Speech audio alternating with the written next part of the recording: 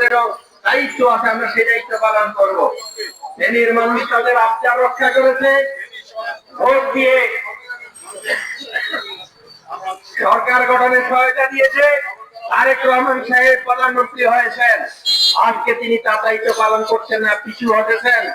আমাদেরকে যে প্রতিশ্রুতি দিয়েছেন সেই প্রতিশ্রুতি পালন না করে বরং আমাদের এই দাবিকে, আমাদের এই প্রস্তাবকে তিনি জাতীয় সংসদের মধ্য দিয়ে প্রত্যাখ্যান করেছেন। প্রিয় ফেনীবাসী, আপনারা লক্ষ্য করেছেন বাংলাদেশে আরো 8টি নতুন ভাবে মেডিকেল কলেজ স্থাপনের সিদ্ধান্ত নিয়েছে সরকার।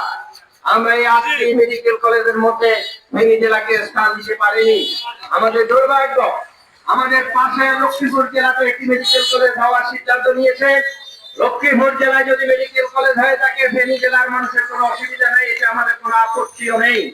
কিন্তু যুক্তিগতার বিচারে লক্ষ্মীপুর জেলা এবং ফেনী জেলার অবস্থান আমাদেরকে বিবেচনা করা উচিত ছিল। সরকারকে এই গুরুত্ব অনুধাবন করে সিদ্ধান্ত নেওয়া উচিত ছিল।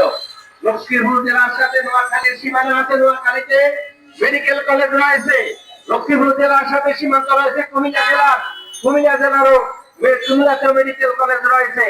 আর লক্ষ্মীপুর জেলাতে শুধুমাত্র লক্ষ্মীপুর জেলার মানুষেরা সুবিধা পাবে। ফেনী জেলার সাথে নোয়াখালীর সম্পর্ক রয়েছে, 3টি উপজেলার মানুষ এখানে আসে। ফেনী জেলার সাথে কুমিল্লা জেলার সরাসরি 3টি উপজেলার মানুষ এখানে আসে। মানুষ ফেনী জেলাকে তারা ব্যবহার করে। চট্টগ্রাম জেলার বীরসরা উপজেলার অধিকাংশ মানুষ ফেনীতে আসে। আজকে ফেনী জেলার প্রায় 25 লক্ষ জনগণের পাশাপাশি ফেনী জেলার বাইরের আরো 30 থেকে 35 লক্ষ, প্রায় 60 লক্ষ মানুষের সরাসরি যে জেলার সাথে সম্পর্ক, সে জেলা হচ্ছে ফেনী জেলা।